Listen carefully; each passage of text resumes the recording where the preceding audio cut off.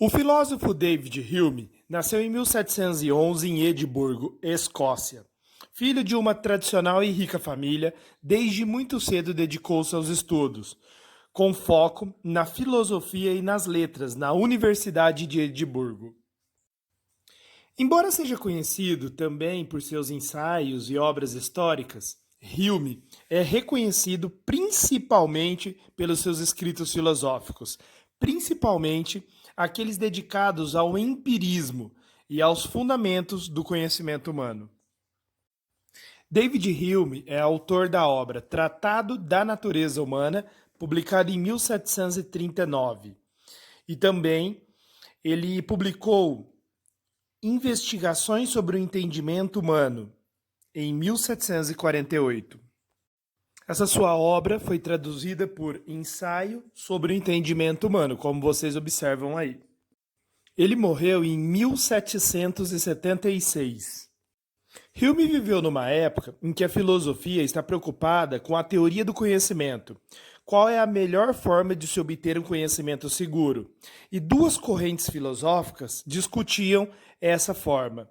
Uma delas é o racionalismo, representado principalmente pelo filósofo René Descartes, que, segundo ele, a forma de pensamento mais segura é a dedução, ou seja, fazendo bom uso da razão, como ele mesmo desenvolveu um método dedutivo chamado método cartesiano.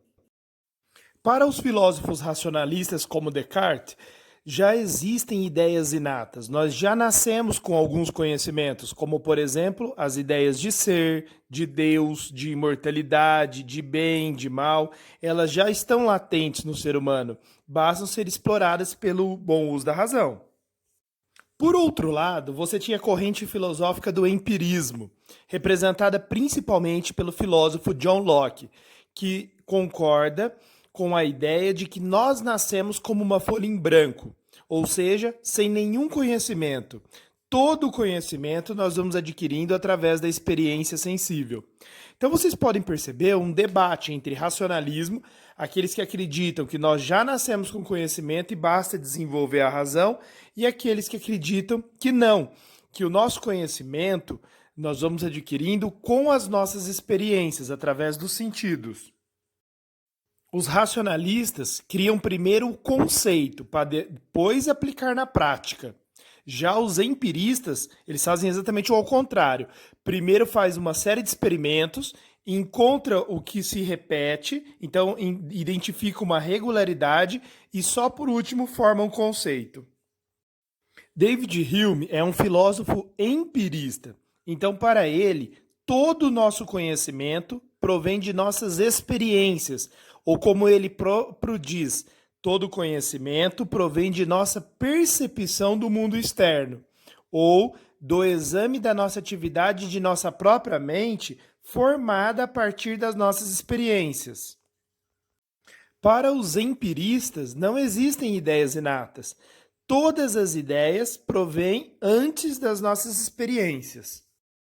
Então, pessoal, o Hume, ele tenta responder a seguinte pergunta: de onde provém as nossas ideias? Qual a origem das nossas ideias?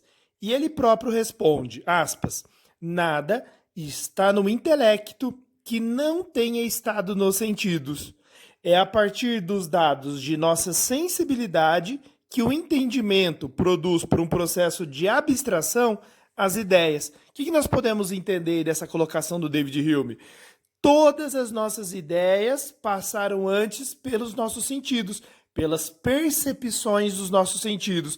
Primeiro nós experimentamos pelos nossos 5 sentidos, tato, olfato, paladar, visão, audição, para depois nós formarmos as ideias. Então, para o Hume, o nosso conhecimento ele tem 2 faculdades. A da sensibilidade, que é a primeira, que é como nós captamos tudo que é externo através das nossas percepções, o que ouvimos, o que vemos, o que sentimos o cheiro. E depois da faculdade da sensibilidade, que nós vamos para a faculdade do entendimento. A faculdade do entendimento é a nossa capacidade de formular juízos. Então, nós só podemos pensar e formular juízos que é a faculdade do entendimento, depois da faculdade da sensibilidade, que é o quê? São as nossas percepções, através dos nossos sentidos. Portanto, gente, para o David Hume, a nossa imaginação, a nossa abstração, a nossa criatividade, ela tem um limite. Qual que é o limite? A própria experiência. Nada a que a gente consegue pensar não passou antes pela visão, pela audição, pelo tato, pelo paladar ou pelo olfato.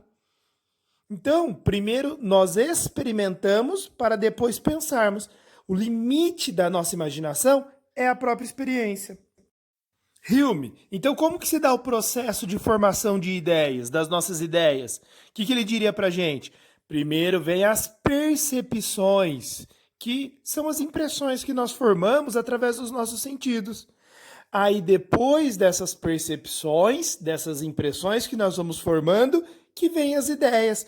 Então guardem isso, pessoal. Se primeiro vem as percepções, que são as impressões dos nossos sentidos, que são as nossas experiências, para depois vir as ideias, sempre as impressões são muito mais fortes do que as ideias. Vamos dar um exemplo. Se o seu pai está fritando um bife aí na sua casa hoje e você está sentindo o cheiro do bife, essa ideia que está sendo formada na hora da impressão é muito mais forte do que o cheiro que você sentiu no final de semana. Você fala, nossa, o meu pai fez uma picanha no final de semana que estava com um cheiro maravilhoso. O cheiro que você está sentindo agora, por estar sendo formado imediatamente pela impressão dos sentidos, é muito mais forte do que a ideia que você tem de uma semana atrás. Então, quanto mais distante a ideia da impressão que ela causou, entendeu? Mais fraca é a ideia. Isso também é importante a gente guardar. Quanto mais próxima a ideia da impressão que a causou, mais forte é a ideia. Então, por exemplo, o cheiro do bife que está sendo fritado agora, ele é mais forte que o cheiro da picanha do final de semana. Ou, se você quiser dizer assim, ó, qual o cheiro é mais forte? O da comida que está sendo feita agora, ou que foi feita no café da manhã, ou que foi feita, por exemplo, ontem? Sempre a mais próxima.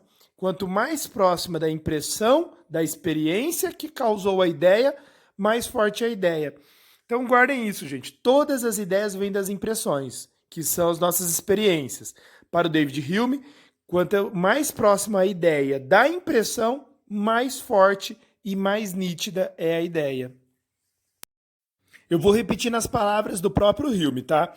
Quanto mais próxima da impressão sensível que a causou, mais real, nítida e precisa é a ideia. Quanto mais distante, menos real, menos nítida. O que o Hume está querendo nos dizer é que as impressões são originais e as ideias são cópias. As nossas ideias da picanha que foi feita no final de semana são cópias da impressão de quando eu olhei lá e vi a picanha sendo feita. Senti o cheiro da picanha, senti o sabor da picanha. Quando eu vi a picanha, coloquei um pedaço na boca, senti o sabor dela, o cheiro dela, aquela percepção é original. E me formou uma ideia. Eu falo, nossa, pai, que saudade daquela picanha que o senhor fez no final de semana. Estava uma delícia. Essa ideia é uma cópia, tá, do original, que é o quê? As impressões dos sentidos. Eu quero que vocês entendam, pessoal, que é exatamente isso que é o empirismo, entendeu? Todas as nossas ideias são formadas a partir dos nossos sentidos, das nossas experiências sensíveis. As experiências sensíveis é tudo que nós experimentamos pelos sentidos. Essa é a definição do empirismo do David Hume.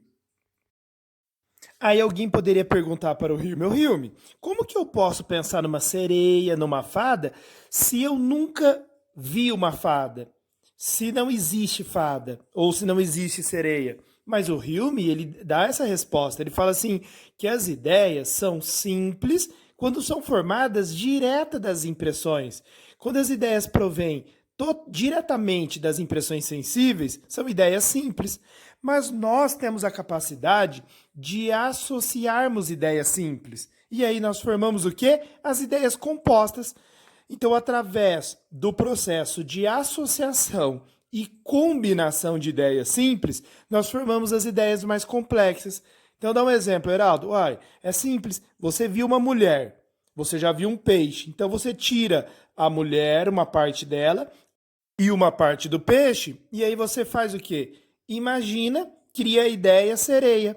A mesma coisa com a fada. Você já viu uma mulher e já viu asas em pássaros. Então você faz o quê? Diminui a mulher de tamanho, coloca as asas de um pássaro, né, numa mulher menor em tamanho diminutivo. Aí você pensa o quê? Numa fada. Então, tudo, a nossa criatividade para o David Hume, ela trabalha a partir da associação e da combinação de ideias simples. Beleza, pessoal? Olha aí um resuminho do que nós estávamos falando. Olha, as ideias formadas a partir das impressões que são originais, beleza? E também podemos falar do ceticismo do Hume. Por que o ceticismo do Hume? Porque ele é cético na medida em que ele reconhece os limites da nossa criatividade, os limites da razão humana, que são quais? A nossa própria experiência. As nossas experiências são os limites da nossa razão. Uma outra teoria pessoal do David Hume que ficou muito famosa é a teoria dele das causalidades. O que significa? O Hume diz assim que nós temos a crença, nós observamos o hábito, tá, das coisas se repetirem. Então, por exemplo, toda vez que você solta uma bolinha, ela cai no chão. Então, isso se repete 1, 2, 3, 4 vezes. Então, essa conjunção de eventos sucessivos desperta em você um hábito. Esse hábito de observar repetidas vezes eventos sucessivos nos leva a inferir a existência de uma causa. Então, por exemplo, a gente fala assim, sempre que eu soltar uma bolinha, ela vai cair.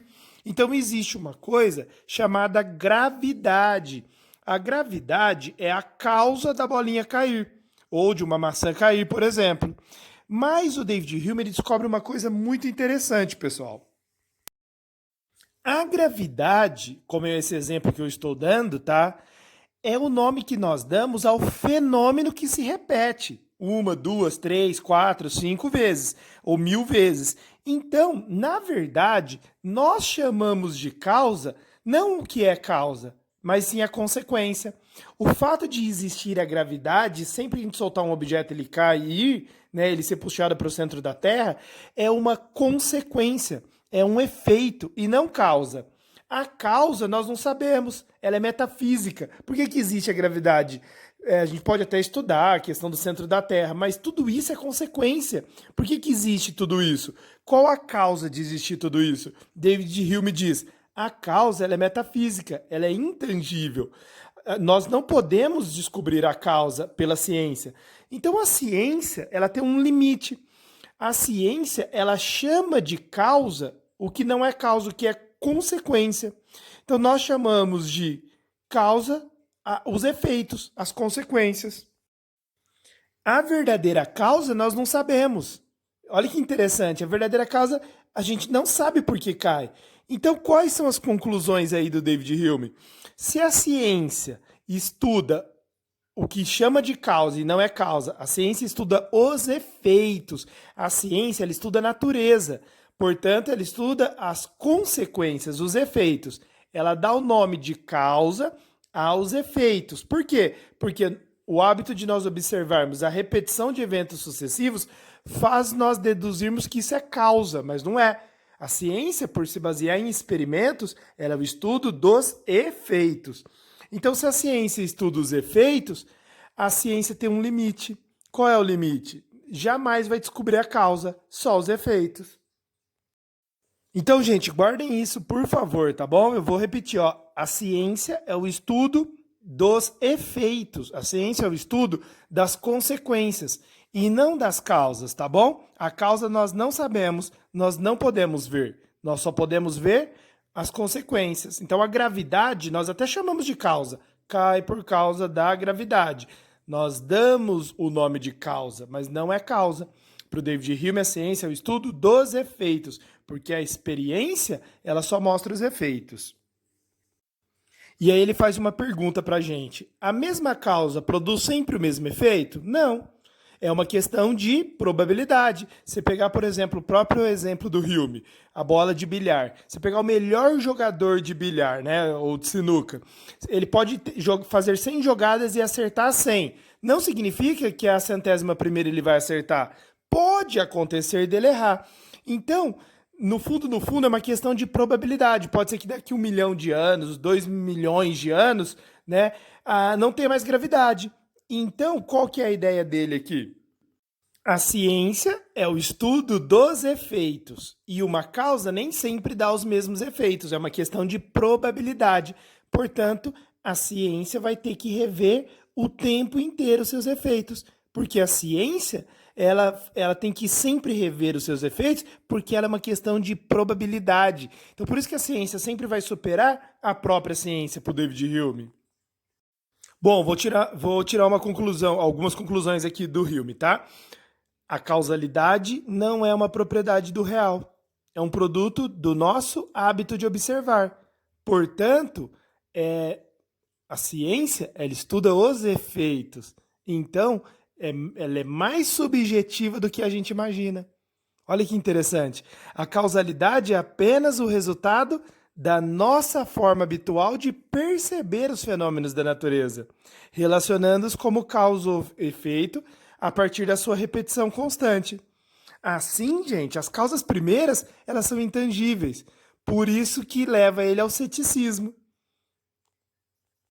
Ceticismo por quê, Heraldo? Porque ele vai mostrar que a ciência da natureza está definitivamente limitada à probabilidade.